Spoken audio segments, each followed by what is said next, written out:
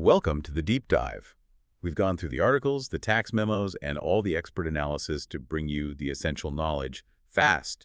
Today, we were taking a deep dive into what might be the ultimate cross-border financial decision, retiring in Canada versus the United States. And this is so much more than just, a geographic choice. Right. We're really looking at two fundamentally different philosophies on retirement security.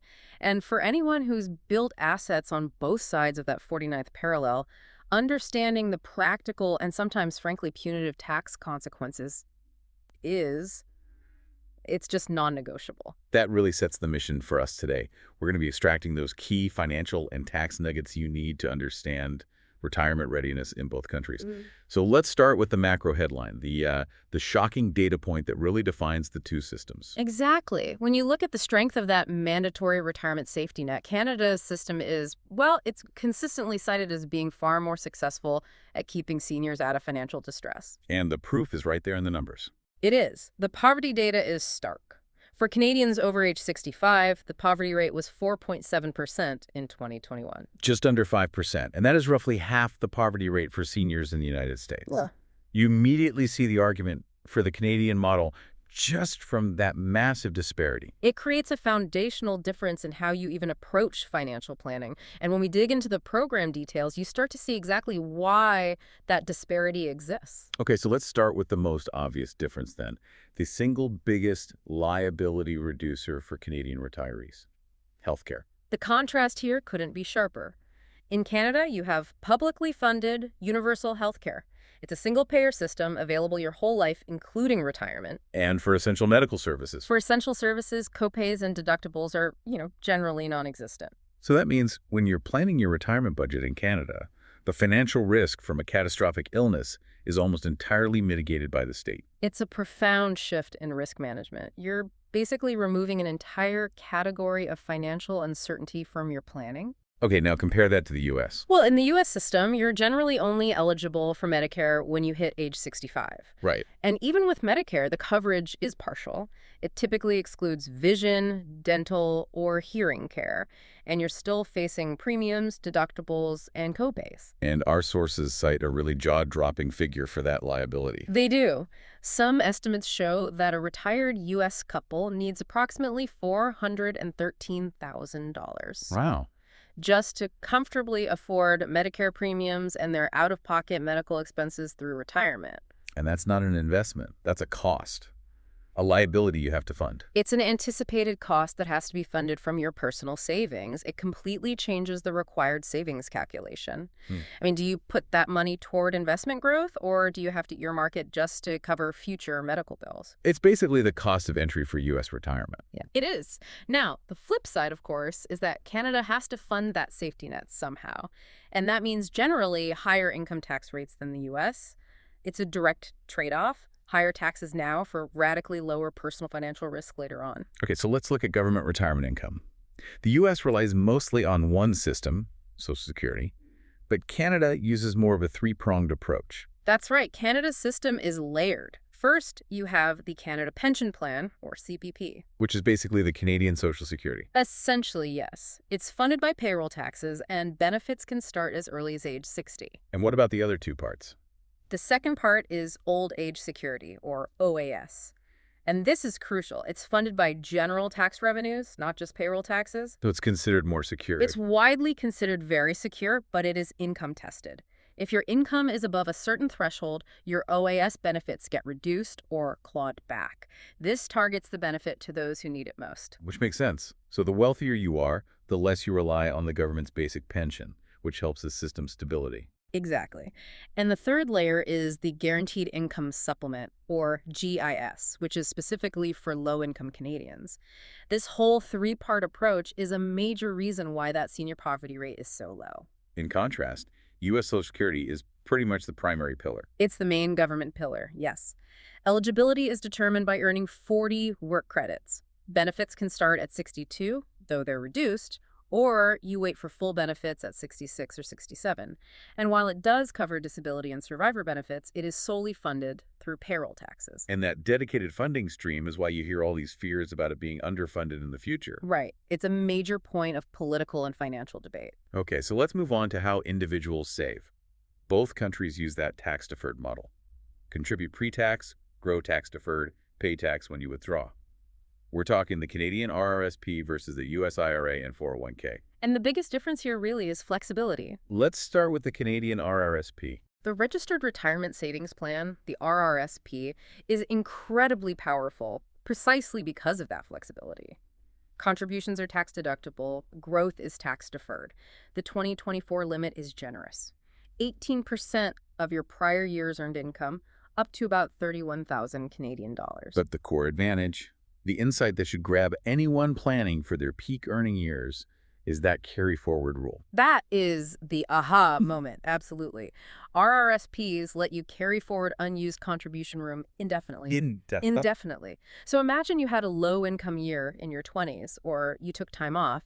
That room doesn't just vanish. You can use it later, say in your 50s when you're in your highest tax bracket, to get a massive tax deduction. That gives you immense strategic control over when you take your tax break. It does. Now, there is a penalty for that flexibility.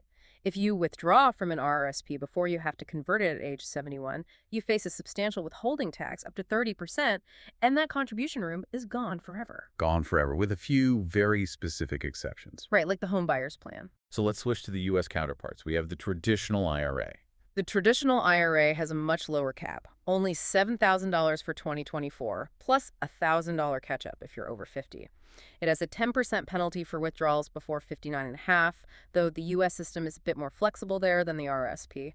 There are things like the 72T exemption for early retirement. And the high-limit vehicle is the 401k. Yes, the 401k is the employer-sponsored plan, like a group RRSP. Much higher limits, $23,000 for 2024, plus catch-ups. But this brings us back to that core difference. It does. 401k contribution room is strictly use it or lose it. You have to maximize it in the year it's available, or that opportunity is just gone. So it's a trade-off. If you're a high earner, the U.S. has a higher annual maximum. But if your income is uneven, the Canadian RRSP offers way more strategic flexibility. It really depends on your career path. Precisely. It's a trade-off between maximizing a few big numbers versus having that long-term strategic optionality. Let's move to the tax-free growth accounts. And this is where things go from just being complicated to being outright dangerous for anyone with cross-border tax status. We're talking about a Canadian tax-free savings account, the TFSA, and the U.S. Roth IRA. So both are funded with after-tax money. Both offer tax-free growth and tax-free qualified withdrawals. From a Canadian perspective, the TFSA is fantastic. It's unbelievably flexible. Right. Contributions aren't based on earned income, unused room carries forward, and the killer feature. Yeah. Any money you withdraw replenishes your contribution room the very next year. That's unparalleled liquidity. But if you are a U.S. citizen or green card holder living in Canada, our sources say the TFSA is effectively a landmine. Why? It's the passive foreign investment company problem, the PFIC problem. The IRS does not recognize the TFSA as tax-exempt. Because it usually holds things like mutual funds, they treat it as a PFIC. And that what exactly? It triggers extremely complex, highly burdensome, and very expensive tax filing requirements. We're not talking about just filling out one extra form here, are we? Oh, no. The complexity is enormous. You have to file Form 8621, which often means you need a specialized cross-border tax preparer costing thousands of dollars a year, even for a small account. Thousands. And the penalties for not complying are severe. The tax treatment can be brutal, taxing gains as ordinary income at the highest rate, sometimes with interest penalties. For any U.S. person in Canada, the unanimous advice is almost always just avoid the TFSA. Wow. So an account that is pure flexibility in one country becomes a pure tax liability nightmare in the other. Let's flip it. A Canadian resident has a U.S. Roth IRA. Is the Roth safe? Unfortunately, no, not automatically. While the Roth is tax-free in the U.S., the Canada Revenue Agency, the CRA, doesn't automatically see it that way. They generally view the income growing inside the Roth as taxable every single year. So what's the complicated paperwork solution for this one? It's a high-stakes, one-time move. The Canadian resident has to file a one-time irrevocable election with the CRA under the Canada-U.S. tax treaty. Irrevocable? Irrevocable. It's Article 8, Paragraph 7. This election defers the taxation on that growth, making it act more like an RRSP. So why is it irrevocable? And what happens if someone messes this up? Well, the treaty rules are strict. If you forget to file it in your first year as a Canadian resident, you might lose the chance forever, and all that future income could be taxable annually. But here's the biggest trap. Once you file that election, you must stop contributing immediately. Immediately. Any contribution made while you're a Canadian resident is a Canadian contribution. That single misstep voids the treaty election, and boom, the income inside becomes taxable in Canada again, annually.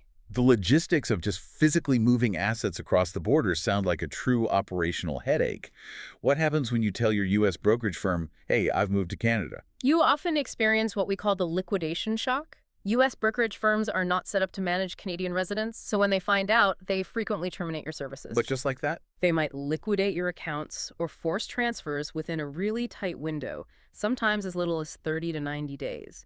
This can trigger unexpected capital gains you didn't plan for. That sounds terrifying for someone who spent decades building their portfolio. It absolutely underscores the need for proactive planning.